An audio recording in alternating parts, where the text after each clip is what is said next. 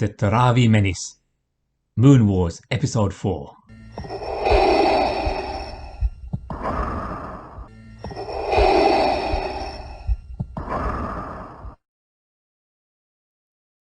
I have been excommunicated from Islam by someone on the internet because I said it was ridiculous for us to think that we would gain anything from a book by reciting it without understanding a single word of what it says.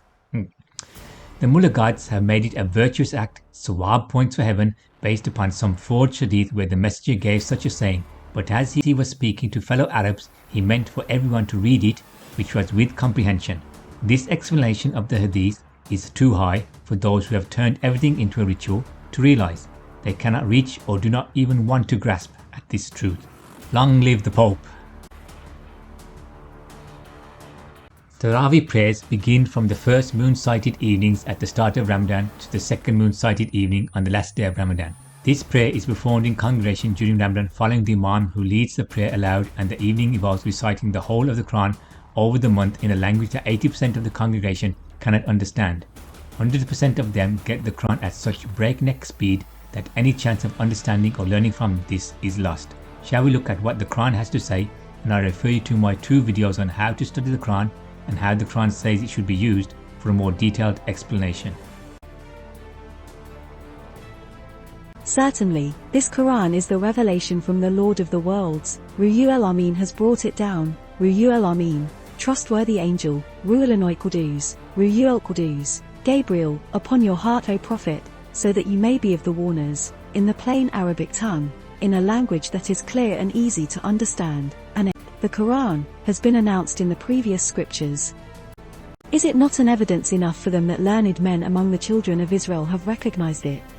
But if we had revealed this to any of the non-Arabs, and had he read it to them, they would have had reason to disbelieve it. This would have been a foreign tongue to them. But now it is in plain Arabic that they easily understand. But to the guilty people, it just passes through their hearts as a foreign tongue. Even though they might be Arabs, they will not believe in it until they suffer the dire consequences. Those who read the scripture of God and follow God's commands, and spend on others the provision we have given them, secretly and openly, are conducting business that will never perish. He will pay their wages and give them yet more of his bounty. He is absolver of imperfections, responsive to gratitude. And O Prophet, all that we have revealed in this book to you is the very truth, confirming the surviving truth in what was revealed before it. God is aware, seer of his servants, knowing their physical and intellectual needs, and so, we gave the scripture as inheritance to those whom we elected of our servants, and there are those who ignore it and thus hurt themselves. Others will have a lukewarm attitude toward it, and some who, by God's leave, will be foremost in attaining all the good in it. Certainly that is the great bounty. The book of God is to be read and understood, and not placed in high niches. The example of those who were entrusted with Torah and did not apply it in their daily lives, is that of the donkey that carries a load of books. Evil is the example of people who belie God's revelations. God does not guide people who choose to do wrong and displace the revelation from its rightful status. Kizb, belie, give lie, deny in practice, kafr, reject openly, darkness, denial, ingratitude, concealing, zulm, dislodge from the rightful place, relegate the truth, give preference to conjecture, oppression, wrongdoing, violation of human rights. Then he who is given his record in his right hand, will say, come around, all of you. Read this my record. I did really think that my account would eventually reach me. Then he will be in a state of bliss. If you think that you do not read the Quran with meaning and you will not be able to read your account on Judgment Day, so you have an excuse to get out of hell, think again. Stop being a puppet of the mullah.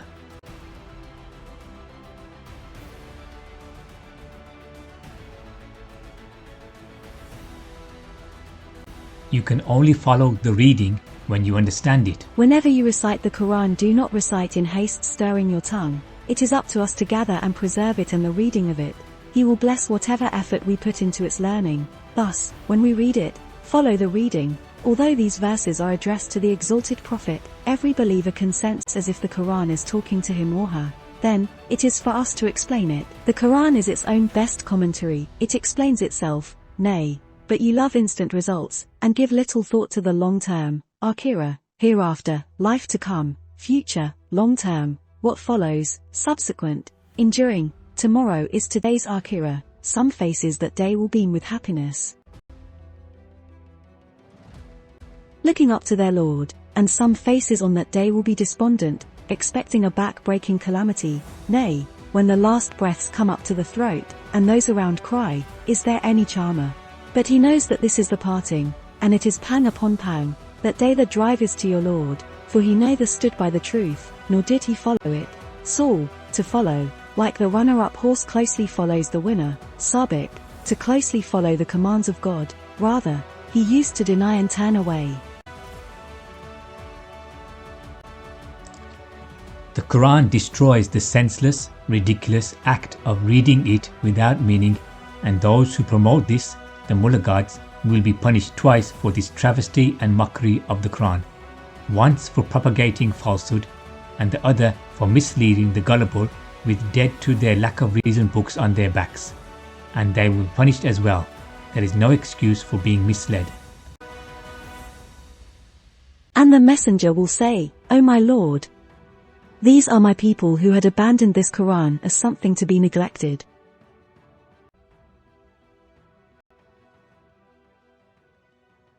The Qur'an Unchained.